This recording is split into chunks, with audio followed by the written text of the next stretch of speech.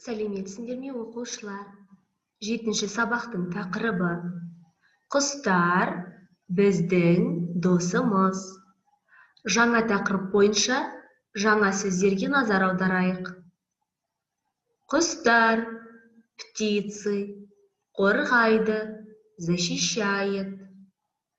Көгершін, голубь, тоқылдақ, дятел.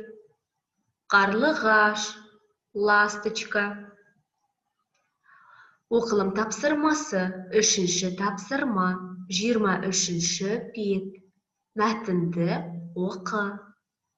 Құстардың пайдасы көп. Тоқылдақ ағашты қорғайды. Оны орман дәрігері деп атайды. Қарлығаш егінді қорғайды. Көгершіндер бұрын хат тасыған. Құстар да жанды табиғатқа жатады. Оқылым тапсырмасына байланысты дескриптор кестесі. Сөйлемдерді түсініп оқиды, 2 балл. Мәтінді оқу барысында орфоэпиялық нормаларды сақтайды, 3 балл. Жазылым тапсырмасы, 5-ші тапсырма. 24-ші бет. Оқы, жаз. Үлгіге назар аударайық. Құстар. Бұл бізде қалай аударылады? Алдыңғы сабақты тақырыпты еске түсіреміз. Құстар, птицы. Құстар менің досым. Құстар сенің дос.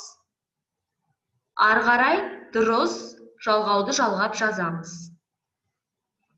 Дәл солай құстар оның, құстар біздің, құстар сендердің, құстар олардың, құстар сіздердің, құстар адамның.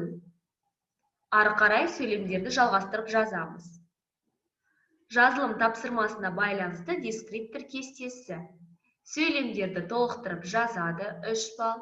Сөйлемдерді жазу барысында орфографиялық нормаларды сақтайды, 2 балл. Осымен сабақ аяқталды. Сау болыңдар оқушылар.